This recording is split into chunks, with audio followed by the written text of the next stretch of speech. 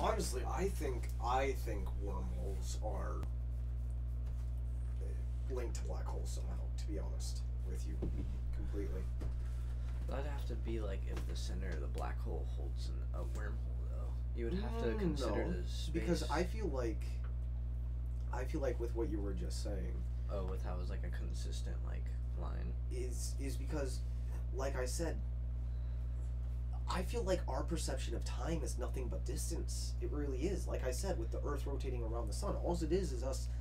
And sure, that's an even grander scale than I can kind of comprehend right now because I'm not a rocket scientist. But literally, all a wormhole would do would take that time, which you're saying time is nothing. Theoretically, in our case here, not real. If you have a wormhole, it takes away that time. Therefore, or it makes it damn near non-existent. It's like 1 second and you're already there as a wormhole because it's like stepping through a fucking portal, like Rick and Morty type shit. But anyways, Could be. Sorry, I was just thinking of something with time, because time and space are one thing. You can't like move one another. It's just one thing. And I was just thinking everything is part time, no matter what. Whether it's wood, dirt, yeah, whether magma, it's conscious or not, consistently changing over time, which is in space. I mean, even our dead bodies are decaying when they're already dead. So maybe if we're just going with this, time is the physical manifestation of certain things, which is just kind of like matter in general, because matter's always changing, whether it's to the simple charge the fucking atoms have or whatever, or electrons and stuff. What if, say, space had more physical matter? Well, doesn't it? I mean, technically it has matter that we very little bit of like concurrent energy. We don't from the Big understand antimatter. We don't. Well, we haven't technically proven it, but we know there's an energy out there that we have no idea what it is. Yeah, and it only makes up about 13% of the entire universe. You still gotta think anything that has energy, anything that creates energy technically creates warmth. Yeah, that's what the thing is. That's what the energy in space is, kind of. Is that's from the Big Bang too, but also he isn't a physical thing. No. So at the same time, it's like zero. It's like 0.3 or 0.03% space is taken up in empty space. Yeah.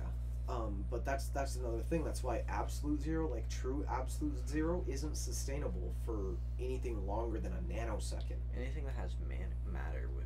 Well, that's the thing, is that once you reach like true absolute zero, that matter or particle or whatever it is that reaches absolute zero breaks apart, creating more energy and more heat, which makes absolute zero technically possible, but like impossible to sustain. Space. In general. In general. Oh, okay. Because no matter what, once it reaches that point, it's like, you know, in like God of War when or fucking zombies, when you freeze a zombie to the point it literally explodes. It's because, well, okay, maybe that's just a generalization. Wait, so what you're saying is at a point of absolute zero, matter like does what? What's it doing? Falling apart. Creating. Like it's fracturing or what? Like it's getting destroyed? Well, I don't know the entire science behind it, but literally at the atomic level, it is falling apart, or at least this is, again, how my dad explained it to me at the time. It is falling apart, therefore creating heat, because anything that falls apart, especially on the atomic scale, because what are our nuclear bombs? They're atomic bombs that are atoms splitting, creating heat. Because you see the nuclear bomb, you see what it does.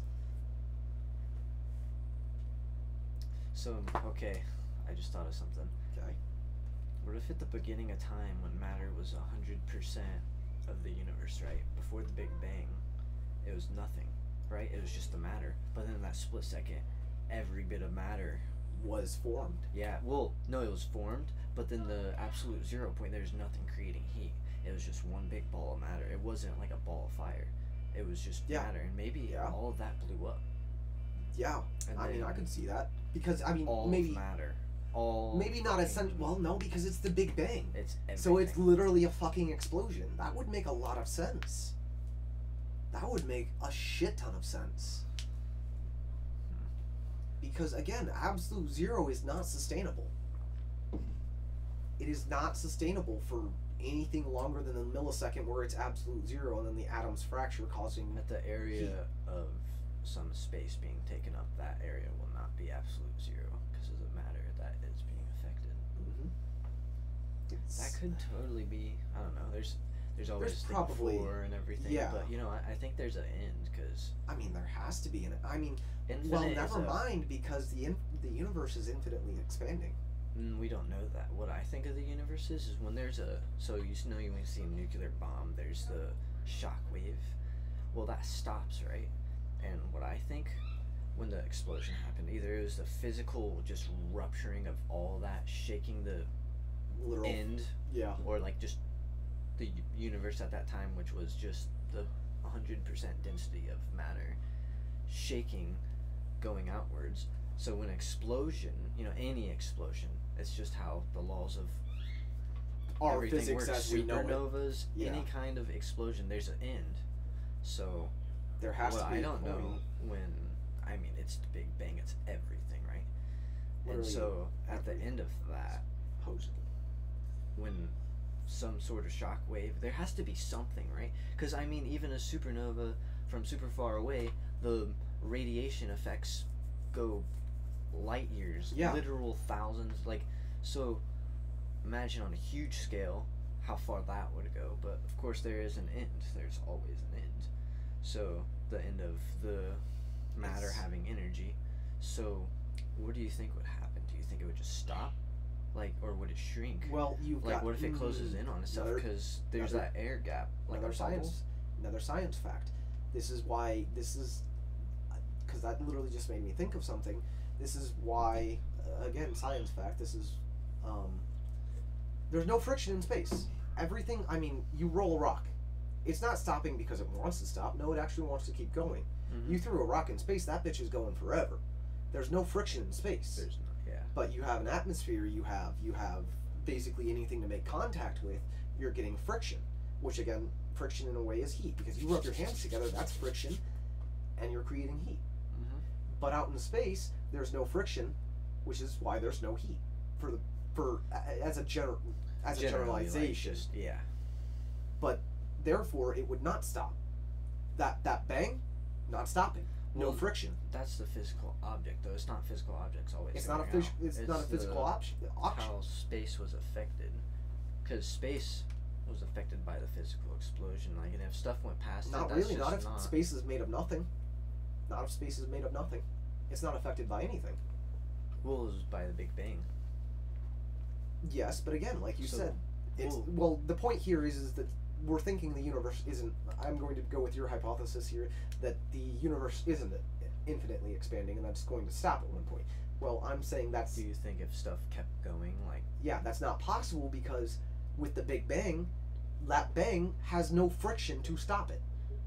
So therefore, infinitely expanding universe. that goes with what I was saying though with supernovas. Even when a giant star explodes, it eventually well, certain matter, energy, no, but the physical object and heat and explosion doesn't I infinitely don't know because it would enough. cool down. I don't know enough about supernovas themselves to say anything about that. I'm just doing a comparison of a supernova to the Big Bang. But those are two completely different scales though, because the Oh, Big yeah. Bang was everything. A supernova is already part of that everything. Well, enormous, giant. That still doesn't compare at all. Betelgeuse the star. You know how huge that is? If that supernova, it would be enormous. Totally. It would be enormous. But there'd be a point where the explosion settles eventually. Because, all the matter from all the gas and whatever pulls itself in eventually. So, wait. Well, Okay, wait. If we consider the Big Bang like just a giant star for a second, do you think everything would come back towards itself? Again, another what I think is another running human theory right now is that is that we're all being attracted to something because we are. It has to be a direction. We just are so small we couldn't perceive it, but No, our but- solar system has to be moving. But you gotta think. You've also gotta think how many solar systems are outside our well, not solar systems, how many galaxies are outside of our galaxy? How infinite is that space, dude? It's enormous. I mean, totally compared to us. We're tiny. We can't comprehend it. Well, we can, but we can't infinitely comprehend it. We can only make space smaller and then compact it to look at it. But just, we have, like that thing I was showing you, where there's all those veins of just light and whatever. Yeah. Or you mean, all just the darkness. Imagining just like changing that phone screen to like your monitor and then like to the Earth of universe scale would be something. But wasn't that like an atomic cell or something, or was that space actually? That was considered a theory of what space might truly be like. I mean, you know, like with all that empty space I was telling you about, where there's actually just, like, absolutely nothing. Those tubes of matter that are kind of like flowing, if you look at it. Which would make sense. Matter, you know, eventually comes together. I wonder if those affect each other. You've also got to think, because the gravitational pull of a single thing might have a huger aura. You've got to think kind of like Albert Einstein said, matter cannot be created nor destroyed. Therefore, there is a finite amount of matter in all of space. But there's a huge amount of it. It's finite, but there's huge amounts. I mean, you've got to think about it. Let's just say we go out of our solar system for a second. What do you think the periodic table would look like? There's got to be more elements out there. There have to be. Because not everything is just going to be... There's definitely more elements. I don't think there isn't. Yeah. There has to be some... Because you've got to think about it. We're literally just confined to what we know on Earth and the elements that we have near us and surrounding our Earth outside of our orbit and shit like that. Like, we found meteorites full of gold and platinum and shit like that. But you go outside of our solar system where there's a completely different star and everything is affected completely and utterly differently. Well, just different matter went different places. Yeah, I mean, you've got to think about it. Kind of like with the Rick and Morty, and I hate being this kind of nerd, but with the Rick and Morty episode where they went toxic and, you know, he invented electricity through toxicity somehow. Like, you've got to think there's elements that we could create a newer form of electricity. Who knows, maybe more efficient. Because again, Almost, everything is carbon based. True facts. Actually, I forgot about that. I feel like it would have to be a solar system thing. I don't know. Maybe it was like, because there's just so much shit, right? You gotta imagine like a Rubik's cube and then a cell sized bit was flung off, and that's what we are. Yeah. Right, and then all that shit. There's just that possibility of stuff, anything you could imagine that you can't perceive. Maybe different laws of the universe. Yeah. Fucking, maybe there's not even the laws of thermodynamics or anything. Like, maybe things aren't even based the same way. Maybe just because. Well, no, because you gotta think. Imagine a portion of the Big Bang where it all blew up everywhere, but it blew up maybe like a quadrillion million times harder in another direction. Well, you've got to think that's also you getting away from the explosion a little bit, because that's you losing acceleration, and you know, due to the fact there's no friction, I don't know how you're losing acceleration in space, but maybe you're not. And again, maybe that's why infinite universe.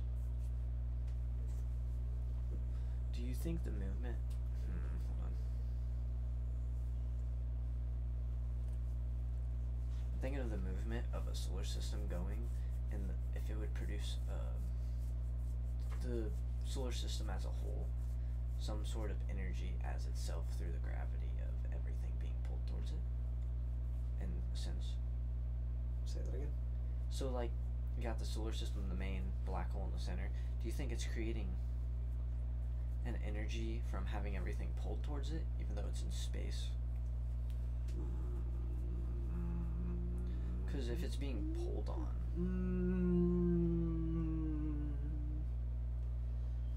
Something is already exerting energy, therefore that energy is already there. So, technically not, but no, really not, because, well, no, because I'm in that... Is gravity an energy? No, it's not. It's a, well, honestly, it's just kind of a fundamental fact.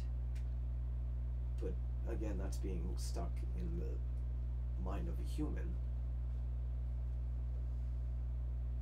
Yeah, we're just going by what we know. If we Literally. can just go out of that and be fucking wacky. Yeah. I mean, because gravity is not an energy. It's a force rather than an energy, which is different. Well, there's physical energy. Yes, that's like what we are versus just forces that are forces like friction. That's a fundamental force that we don't have any control over because it's just, again, as far as we're aware, hard written into everything. That friction just kind of exists except out in space where there's nothing. But again, that's maybe gravity is just a larger form. Maybe the idea of gravity can lead to a larger idea of friction. Because again, Through space. yeah, because again, Wait, so what if we go off of, what would friction be going through space? well, that's what I'm trying to classify gravity as, to be honest, is just a type of friction. Because all it is, sure, we're being pulled by Is something being moved a vibration, though? No. Movement technically does not create vibration at all. Not Or else there would be space. space, there would be noises in space. Because you gotta think how many things are moving all around you, everywhere.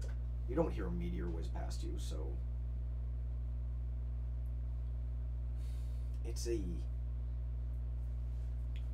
gravity.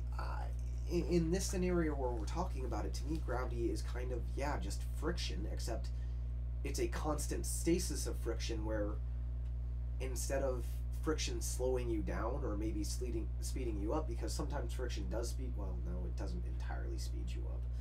Because let's just take an example of a car on snow. You know, you slide forward, you're getting more speed because you're on ice or snow. Well, you're not slowing down as much because you're on ice and snow and it's taking a longer distance to stop you due to friction and everything like that. It's more friction stopping you than it is your brakes in your car. But if we're thinking on a planetary scale with friction, with gravity, I think it's just a constant stasis of friction instead of it stopping you and keeping you going at the same time. Or no, it is stopping you and keeping you going at the same time, therefore keeping you in the same space, because Earth will never be flung into the sun. We're not moving closer to the sun. We're in a constant stasis in this one particular orbit line, more or less. Let's just consider it that. You know, let's just say like in Space Simulator how they have those lines and shit for the orbit. Yeah. Friction, in this case, gravity, is just keeping you in place because there is no friction in space, therefore you're not going forward, but you're also not being slowed down. There's nothing to slow you, so you can't physically be creating energy. Exactly. So, What about if when X-ray radiation and whatnot hits something, does that create energy of it hitting something?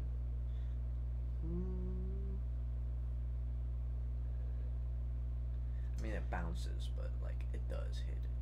honestly, I couldn't answer that with any kind of facts or even kind of remote idea because, like, during the World War II test bombings of the first few nuclear bombs, and I think I've talked to you about this before,